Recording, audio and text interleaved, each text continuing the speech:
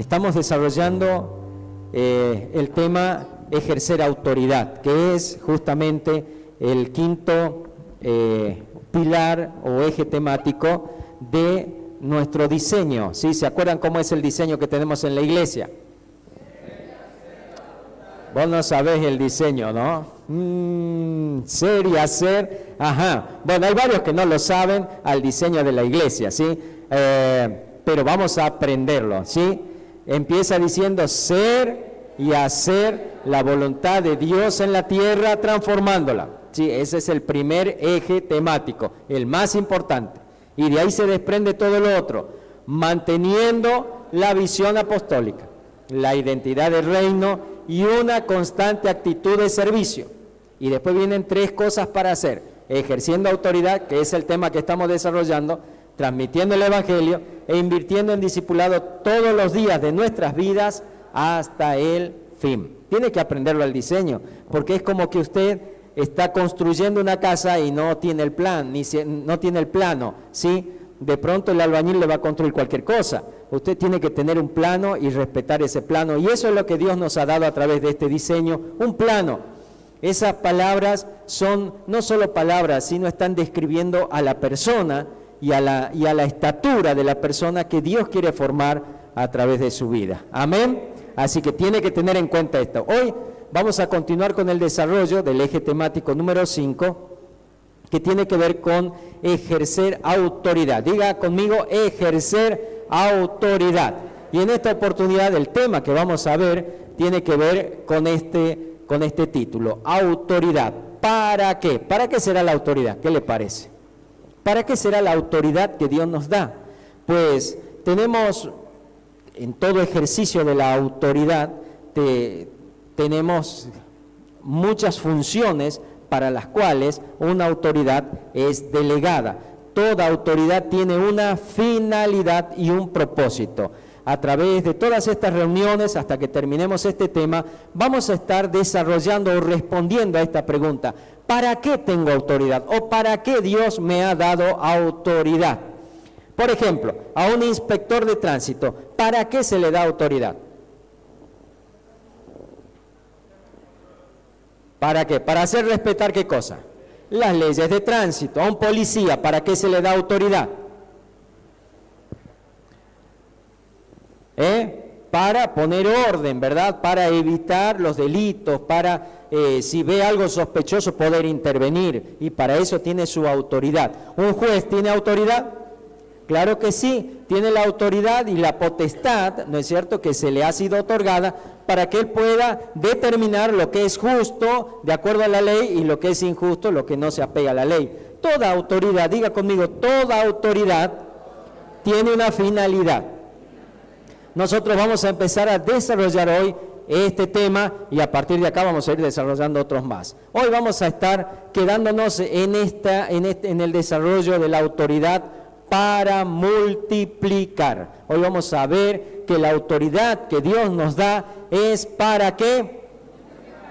Para que multipliquemos. ¿Qué significará autoridad para multiplicar?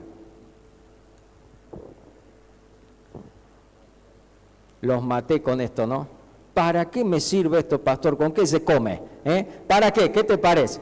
Para agrandar las cosas, ¿verdad? Para hacer más grandes las cosas, ¿verdad? Dios nos ha dado autoridad para multiplicar.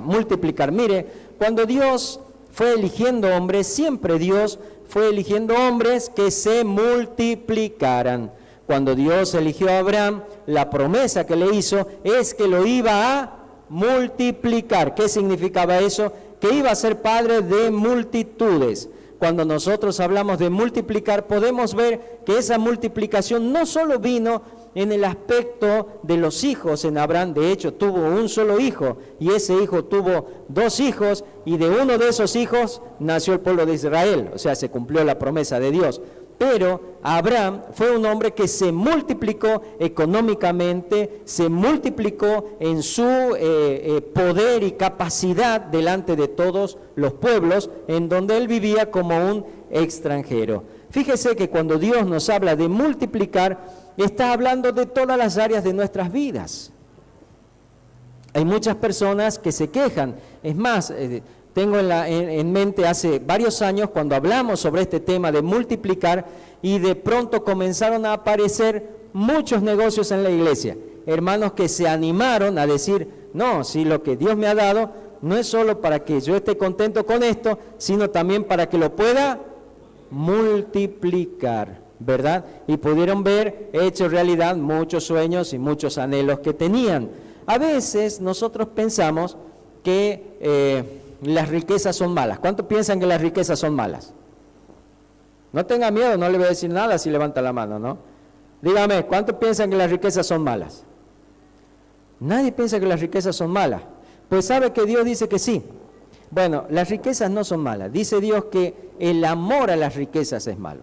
Y es el principio de todos los males. Que la persona que cae en este lazo va a ser traspasado de muchos dolores. Pero las riquezas no son malas. No son malas.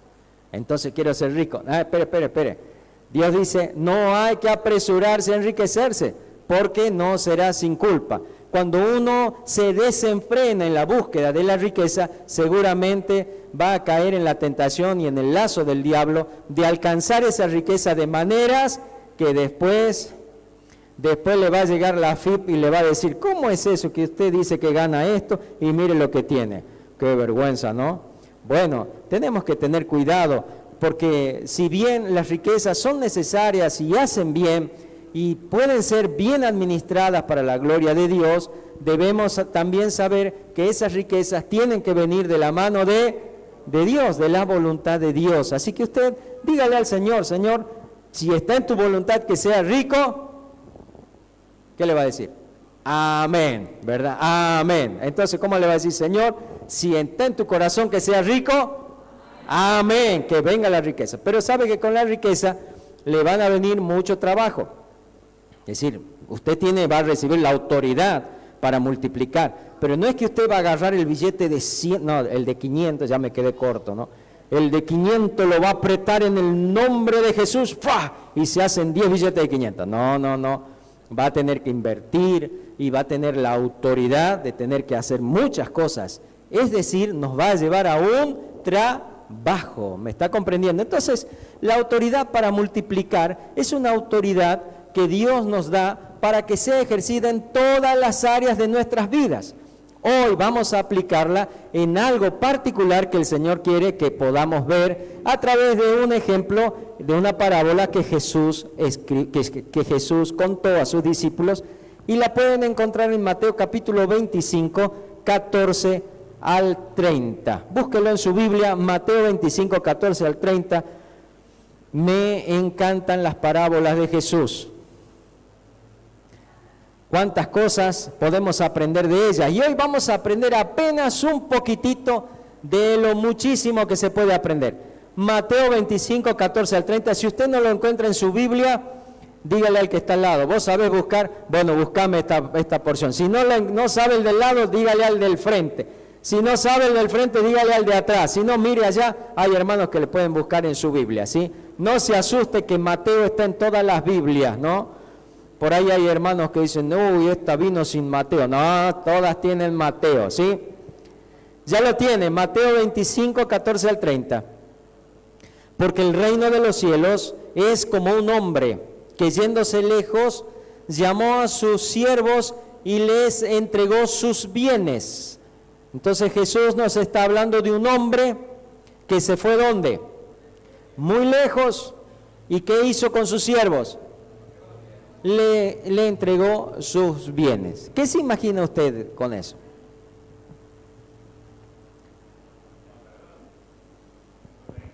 Que le ha encargado a algo, ¿verdad?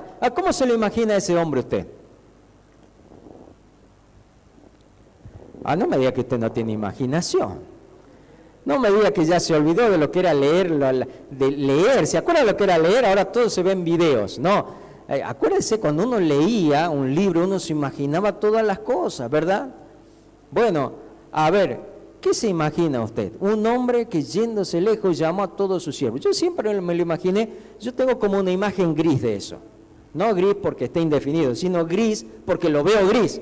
Lo veo vestido de gris oscuro, así lo veo, con una vestidura oriental, barba gris, pelo así, con buen pelo, ¿sí? Y que lo llama a los siervos. Y vienen los muchachos, estos los veo como 30 y pico más o menos, que vienen y él les dice, bueno, acá te voy a dar los bienes, porque voy a hacer un viaje. Queda la casa y todo lo que tenía este señor para que ellos puedan administrar. Entonces aquí viene la historia, versículo 15. A uno dio 5 talentos, y a otro 2, y a otro 1, a cada uno conforme a su capacidad. ¿Cómo le dio? ¿Conforme a qué? A su capacidad. ¿Su capacidad para qué? Quédese pensando en eso, ¿no? Quédese pensando en eso. Y luego se fue lejos. O sea que no había noticia de este señor. Se fue ¿a dónde? Lejos, lejos. Y el que había recibido 5 talentos fue y negoció con ellos. Espere que le voy a poner un ejemplo.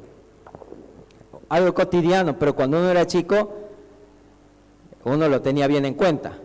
No era lo mismo cuando la mamá se iba a la vecina que cuando la mamá se iba lejos, ¿verdad? Ya me está entendiendo, ¿no? Cuando la mamá está en la vecina uno tiene que estar escuchando porque ya aparece. Pero cuando está lejos uno dice, no, tenemos como 2, 3 horas, vamos y damos vuelta a la casa. Bueno, y el que había recibido 5 talentos fue y negoció con ellos y ganó otros 5 talentos. Asimismo, el que había recibido 2, ganó también otros 2. Pero el que había recibido 1, fue y cavó en la tierra y escondió el dinero de su señor.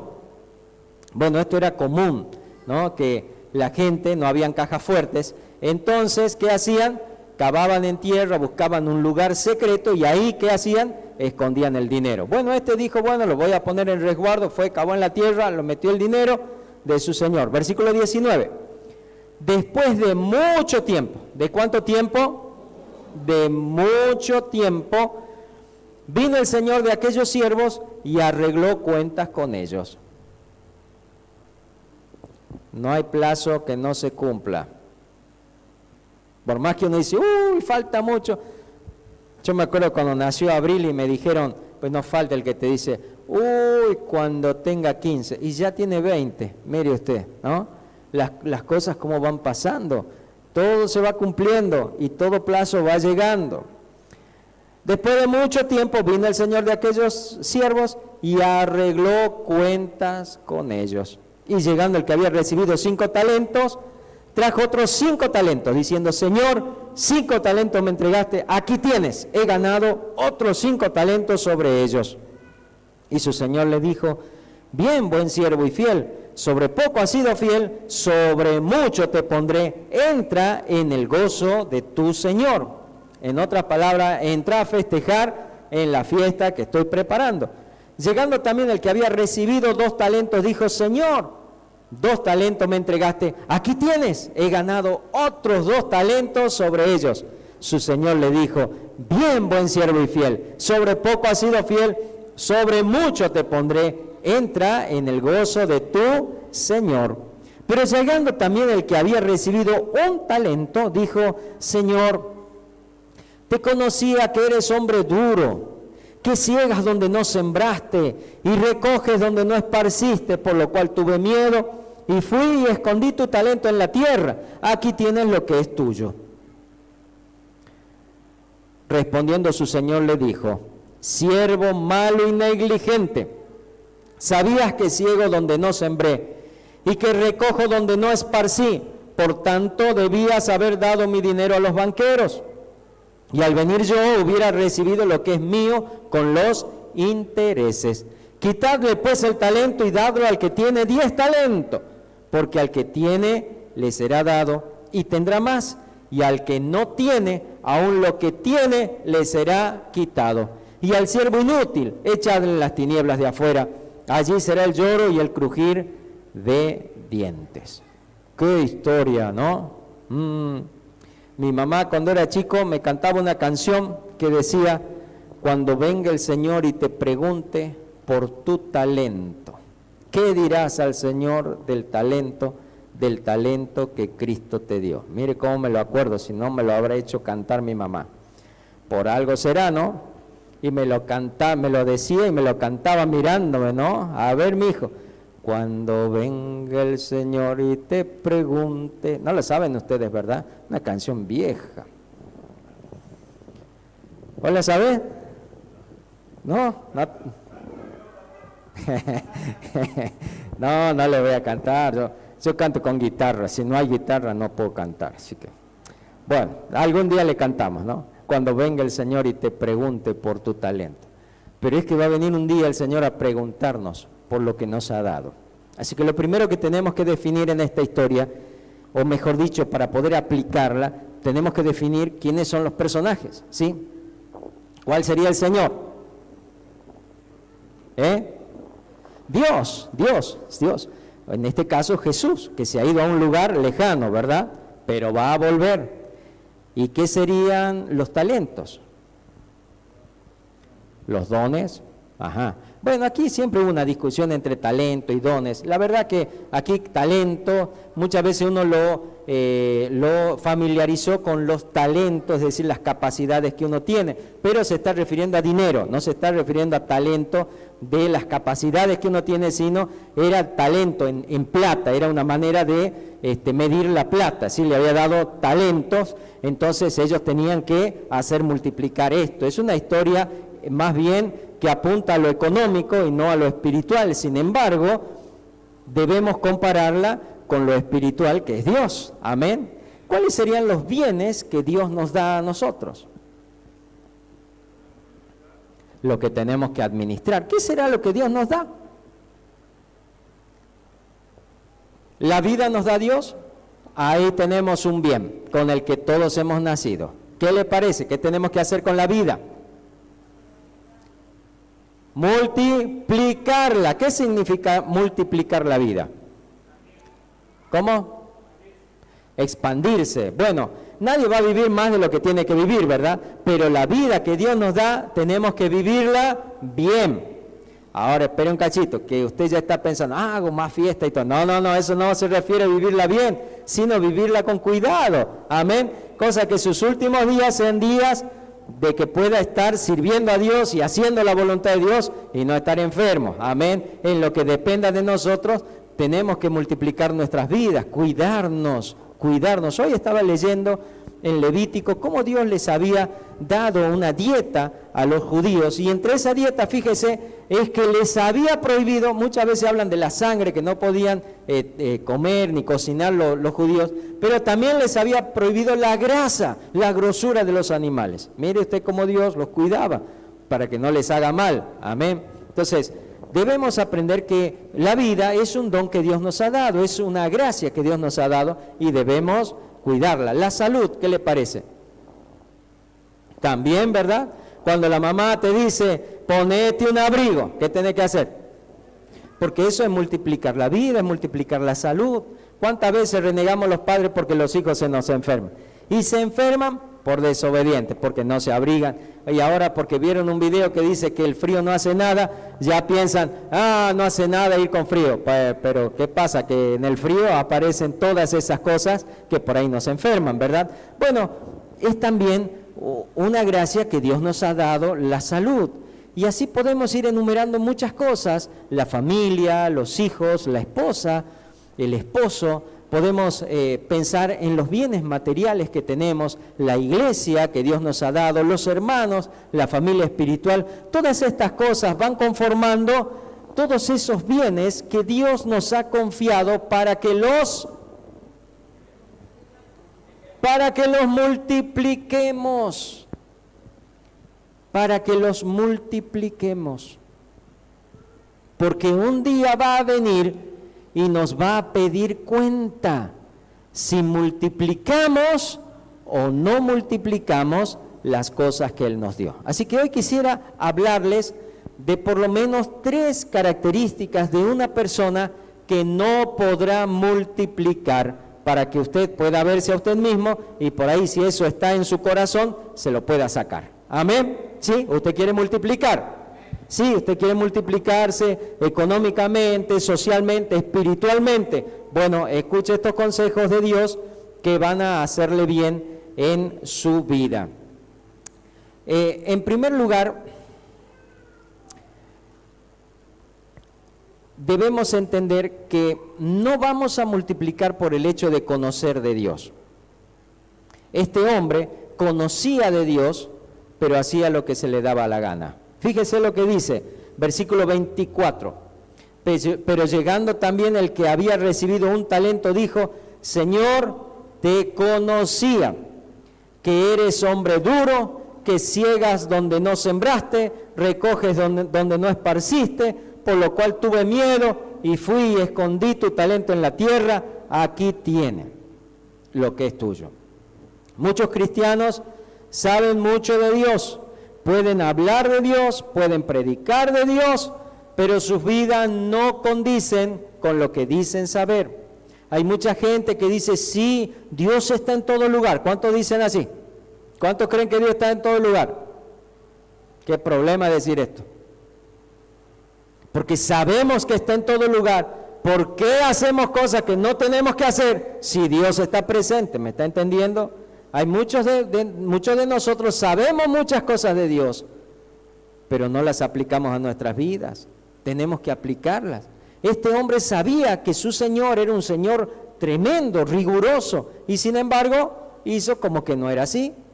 Él ya sabía lo que le iba a pasar. ¿Por qué piensan que hizo esto? Y aquí nos va a ir diciendo qué es lo que qué es lo que este Señor vio en esta persona. En segundo lugar, era alguien que se excusaba con facilidad. ¿Qué tal es usted para las excusas? Las excusas nos salvan a veces de situaciones difíciles, ¿verdad? ¿Por qué pasó el semáforo en rojo? Iba urgente porque mi esposa estaba por tener un bebé, pero su esposa no está embarazada. Bueno, pero es por el que ya ha tenido y ya no sabemos cómo decir, ¿no? Porque muchas veces las excusas son mentiras. Entonces tenemos que tener cuidado, porque las excusas muchas veces no nos van a dejar multiplicar. Por ejemplo, vamos a la cena de fin de año. Ya el que no quiere ir va a poner una excusa. ¿Y qué te pasó? Es que no tengo. Bueno, pero hay que pedirle a Dios. Dios te va a dar. Es que Dios no me da. Y ya empieza a mentir, ¿no? Entonces, gente, no se excuse. No se excuse. Hay mucha gente que ama las excusas. Siempre tiene un por qué no hace las cosas. Esa gente no puede multiplicar lo que tiene. Cuando Dios le da la posibilidad de hacer un negocio, no lo hace y se excusa, le echa la culpa al gobierno, le echa la culpa al mal tiempo, le echa la culpa a un montón de cosas y no hace lo que Dios le dice. Cuando Dios le dice que sea bueno con sus hijos, siempre encuentra una excusa, ¿no? Y entonces dice: no, le echa la culpa a los padres. Es que como mis padres eran tan duros y tan fríos, yo no puedo cambiar. No, esa excusa, mentira. Si se puede cambiar en el Señor, podemos ser hombres diferentes. Amén. Porque Dios es el que nos da la capacidad de poder multiplicarnos, multiplicar el amor, multiplicar el buen trato en nuestra familia. Esta persona era una persona que campeona para las excusas y para las mentiras, porque mire lo que dice: por lo cual tuve miedo. Escúcheme, si hubiera tenido miedo, hubiera multiplicado, ¿verdad?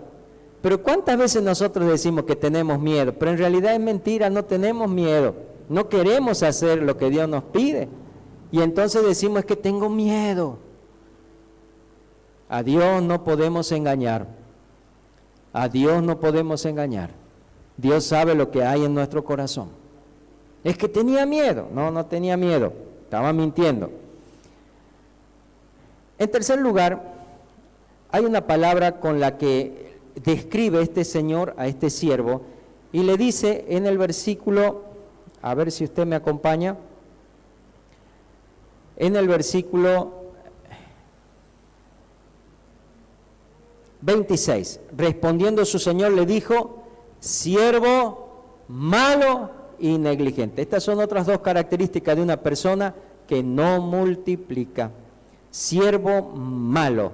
La palabra malo es una palabra que está usada por el Señor Jesús en los evangelios y que tiene una aplicación muy interesante. Fíjese lo que dice. Mateo capítulo 18, versículo 23. Ahí vamos a ver lo que para el Señor Jesús es un hombre malo, ¿sí? Por ahí usted dice, yo no soy malo, ¿no? Pero Dios no dice lo mismo. Mateo 18, 23 dice así: por lo cual el reino de los cielos es semejante a un rey que quiso hacer cuenta con sus siervos. Y comenzando a hacer cuenta, le fue presentado uno que le debía 10,000 talentos. Y a este, como no pudo pagar, ordenó su señor venderle y a su mujer e hijo y todo lo que tenía para que se le pagase la deuda. ¿Ya está entendiendo, no? Había un deudor y lo llamó. ¿Quién lo llamó? Lo llamó Mastercard y le dijo, caballero, usted me está debiendo hace cuántos meses esta tarjeta. Y entonces le dijo, lo voy a meter preso. Y voy a agarrar a su mujer y la voy a poner de esclava, y a sus hijos también. Así era en aquella época, ahora no, gracias a Dios, no, gracias a Dios. Pero si no, varios dejarían, no. Gracias a Dios que no es así, ¿no? Ahora, gente, este hombre estaba en un gran dilema. Le llevaban, lo llevaban a la cárcel y a sus hijos los iban a esclavizar. Entonces aquel siervo, versículo 26, postrado le suplicaba diciendo, Señor, ten paciencia conmigo, yo te lo pagaré todo. El señor de aquel siervo, movido a misericordia, le soltó y le perdonó la deuda. Pero saliendo aquel siervo, ¿cómo piensan que ha salido?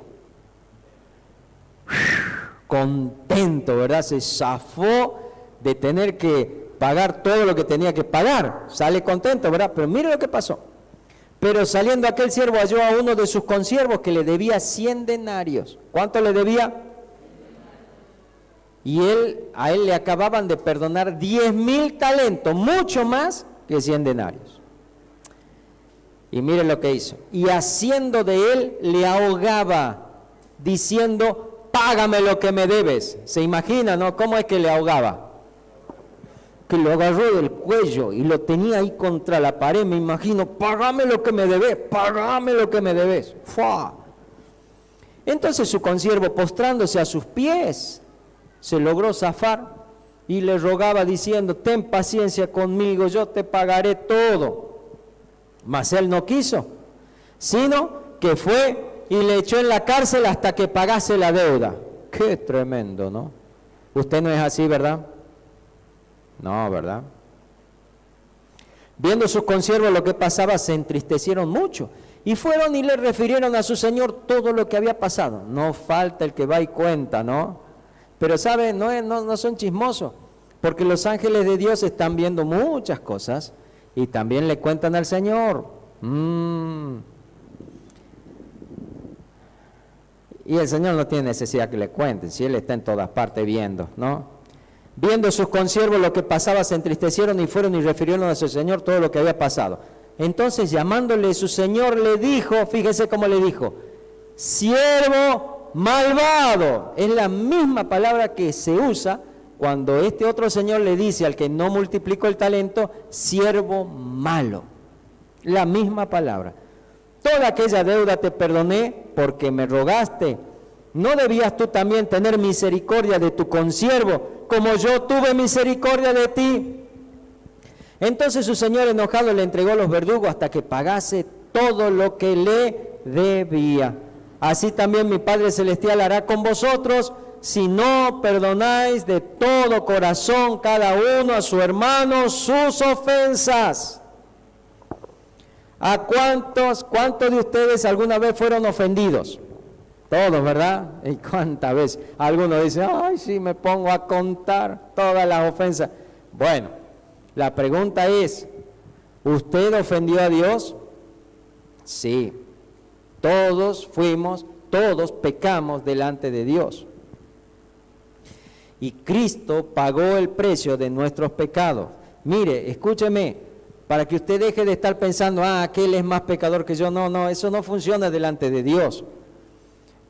Cristo murió por los pecados de toda la humanidad, tanto de aquellos que hacen cosas atroces, como de aquellos que tal vez no hacen cosas tan atroces, pero que igual están siendo pecadores delante de Dios. Amén. Así que todos nosotros le debemos a Dios el que nos haya perdonado nuestros pecados. Dice la palabra de Dios que por causa del pecado estamos destituidos de la gloria de Dios.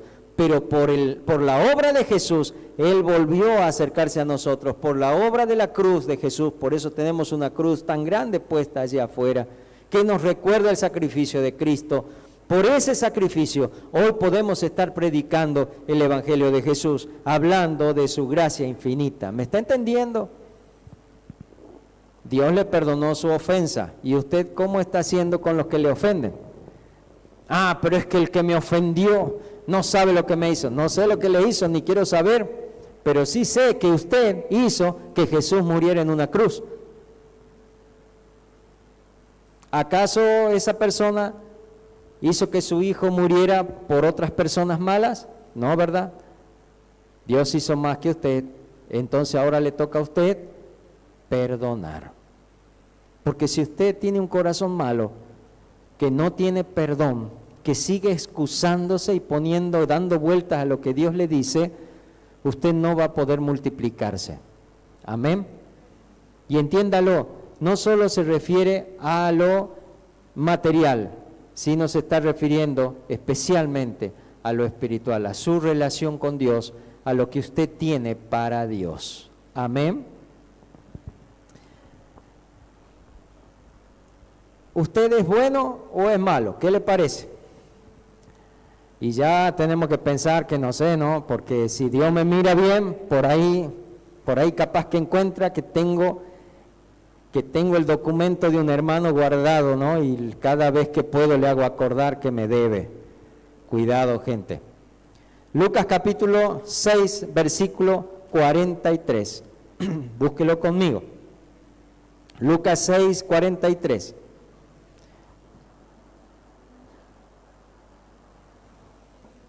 Este es otro uso de la palabra malo, ¿sí?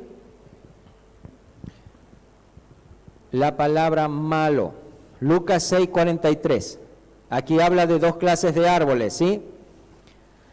No es buen árbol el que da malos frutos, ni árbol malo el que da buen fruto. Porque cada árbol se conoce por su fruto, pues no se cosechan higos de los espinos, ni de las zarzas se vendimian uvas.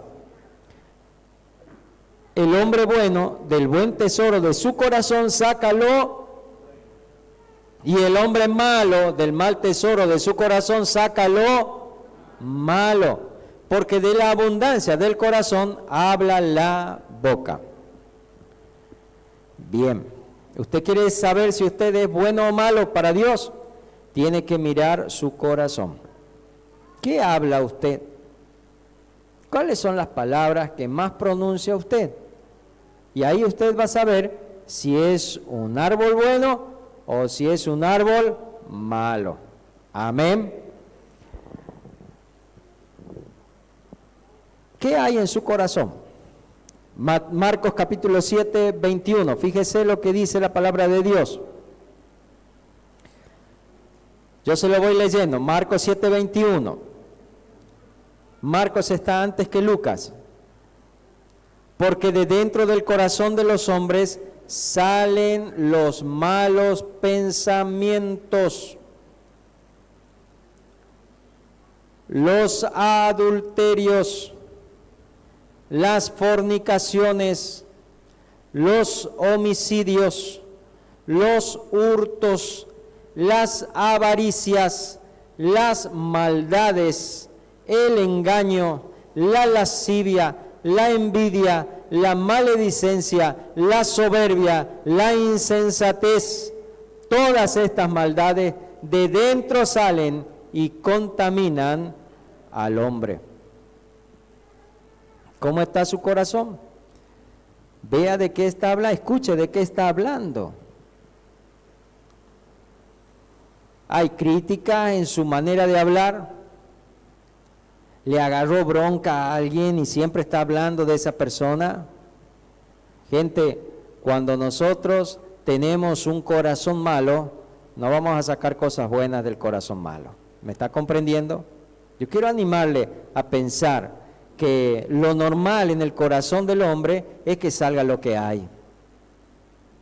Cuidado, porque una persona mala, por más autoridad que tenga para multiplicar, porque este Señor le había dado la autoridad junto, usted se acuerda que yo le dije que tenga en cuenta la palabrita que ahí decía cada uno según su capacidad para multiplicar. Esa era la autoridad que ellos tenían, multiplicar lo que se les había dado. Dios a usted también le ha dado cosas para que pueda multiplicar, pero si usted tiene un corazón malo, su corazón va a pensar solamente en usted, su corazón va a pensar solo en lo que a usted le hace sentir bien y no en lo que Dios quiere que haga. Amén. En quinto lugar, la maldad tiene que ver o está muy relacionada con la incredulidad. Busque Hebreos capítulo 3, versículo 12. Fíjese todo lo que habla la Biblia de la persona mala, ¿verdad? Maldad tiene que ver con incredulidad. Hebreos 3:12 dice, mirad hermanos, que no haya en ninguno de vosotros corazón malo de incredulidad para apartarse del Dios vivo. ¿Sabe por qué la gente deja de congregarse muchas veces, de buscar a Dios? Porque deja de creer en Dios. Obviamente, no dice, yo he dejado de ir porque ya no creo en Dios, sino le echa la culpa a los problemas, a que el hermano aquel no me ha saludado, a que el otro me ha mirado mal, a que no me alcanza, a que... ¿Sabe qué te pasa? ¿Por qué no podés multiplicar? Porque estás perdiendo la credulidad, la fe en Dios. Qué lindo sería que en la vida todas las cosas nos salieran bien, ¿verdad? Qué fe que tendríamos. Bueno, pero ya sabe que no es así, ¿no es cierto? Por eso hace falta la fe. La fe es aquel condimento que hace que las cosas del cielo se empiecen a manifestar aquí en la tierra. Cuando a uno le va mal, pero uno se levanta y dice, lo mismo voy a multiplicarme, porque Dios me ha dado autoridad. Y empieza a creer y a confiar, y entonces empieza a ver que lo que tiene se multiplica. Amén. Autoridad para multiplicar. Pero hay otra característica de la persona que no multiplica. Le dice siervo malo y negligente. Negligente es una palabra muy usada en Proverbio. Anoche vimos algo con los jóvenes, pero en el Proverbio 10:4 dice, la mano negligente empobrece, mas la mano de los diligentes enriquece. Este hombre era negligente, sabía qué tenía que hacer, pero sencillamente no lo hacía. Qué triste. ¿Cuántos de nosotros sabemos lo que tenemos que hacer? Sabemos el trámite que hay que hacer. Sabemos a quién tenemos que hablar. Sabemos a qué hora nos tenemos que levantar para hacer ese trámite, pero nos olvidamos de poner el reloj y le echamos la culpa al reloj. Ahora le echamos la culpa al celular, que me lo desprogramaron, que no sé qué le pasa. El asunto es que usted se duerme, siempre sale ganando usted, ¿verdad? Entonces, gente, la negligencia es algo que va a obstaculizar su crecimiento. Cuando Dios nos dice que hay algo que hacer, ¿qué tenemos que hacer? Hacerlo. Y el que no lo hace, ¿qué es? Negligente, ¿verdad? ¿Se acuerda usted hace muchos años cuando no era exigible el seguro en los autos? Cuando a uno lo paraban en la ruta, lo único que le pedían era el carnet y la cédula verde. Y aún eran permisivos cuando no tenían la cédula verde en orden. Y uno podía decir, bueno, es de mi amigo, lo he comprado hace mucho, ya voy a hacer la transferencia. Cuando la ley empezó a actuar, muchas personas sufrieron pérdidas, porque fueron negligentes. Qué tremendo es andar con las cosas que no están en regla. Eso es negligencia.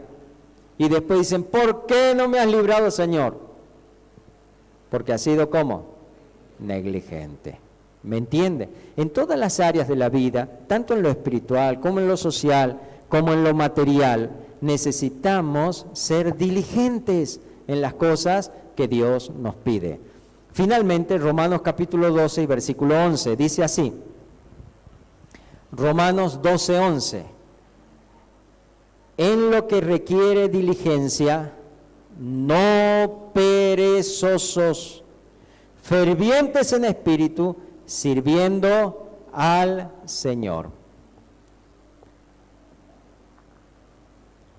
Qué triste cuando uno como papá ve que los hijos no se han preparado para un examen. Y en el último momento quieren estudiarse lo que hay que estudiar en un mes. ¿Se puede? No se puede, ¿verdad? Bueno, yo uno como papá les ayuda para que puedan salir adelante. Pero qué lindo es cuando uno ve en los hijos que les pregunta, ¿cómo estás para mañana? Bien, ya estudié todo. ¿Querés tomarme? Y uno le toma y sabe todo. Qué bueno, ¿no? Eso es ser diligente. Cuando uno es negligente, ¿cómo sufren los profesores, verdad? En la última reunión nos dijeron, no estudian los chicos. Dios mío, qué tremendo. Estamos formando una generación de chicos negligentes. ¿Por qué? Porque le decimos, bueno, no importa, falta. Bueno, no importa, ya hace la recuperación. Bueno, no importa. Y les estamos enseñando a ser negligentes. Y aquí nos dice que nosotros tenemos que ser diligentes en todo lo que es espiritual. Fíjese lo que dice, en lo que requiere diligencia, no perezosos, sino fervientes en espíritu, sirviendo ¿a quién? Al Señor. Todos podemos servir a Dios. La mayoría de nosotros pensamos que servir a Dios es ocupar algún lugar de por acá. No, eso es uno de los muchísimos servicios que usted puede servir, con los que usted puede servir a Dios. Usted puede servir a Dios siendo un buen saludador. ¿Cuántos buenos saludadores hay acá? Mi abuelo era buen saludador, saludaba a todo el mundo. Y siempre me contaba la historia de cuando fue a Buenos Aires y su tío que le estaba enseñando a saludar, saludó una estatua y él también la saludó, porque él hacía todo lo que le hacía el otro, ¿no? ¿Usted es buen saludador? Pues salude, multiplique su saludo. ¿Usted es buen conversador? Pues acérquese a la gente, converse, interésese de qué le pasa al otro, no para ir a contarle al otro, saber lo que... No, para ponerse a orar, para contarle a Dios lo que le está pasando al hermano. ¿Me está comprendiendo? Multiplique lo que usted tiene, en lo que requiere diligencia, no perezosos, sino fervientes en espíritu, sirviendo al Señor. Todo parte de acá de adentro, del fervor espiritual. Y el fervor espiritual es como cuando usted tiene pava silbadora, ¿sí? Cuando está hirviendo, ¿qué hace? Lo empieza a llamar, ¿no es cierto? Y lo chifla para que vaya corriendo a apagar, porque eso está con fervor adentro. Así tiene que ser su espíritu, fervoroso. ¿Y sabe cómo se pone el espíritu fervoroso? Con el Espíritu de Dios. Cuando el Espíritu de Dios está en nosotros, podemos dejar la negligencia, podemos dejar las maldades que tenemos y que muchas veces contaminan a muchas personas, podemos dejar los miedos, podemos dejar las excusas para empezar a ser gente que asume su autoridad para multiplicar. Dios quiere que usted multiplique su vida, Dios quiere que multiplique su trabajo, Dios quiere que multiplique su familia, Dios quiere que multiplique sus relaciones, sus buenas relaciones. Dios quiere gente que multiplica las cosas que Él nos ha confiado. ¿Usted quiere multiplicar? Entonces quiero animarle en esta noche a que juntos podamos pedirle al Señor que nos ayude a dejar de lado aquellas cosas que están trabando la multiplicación. Amén.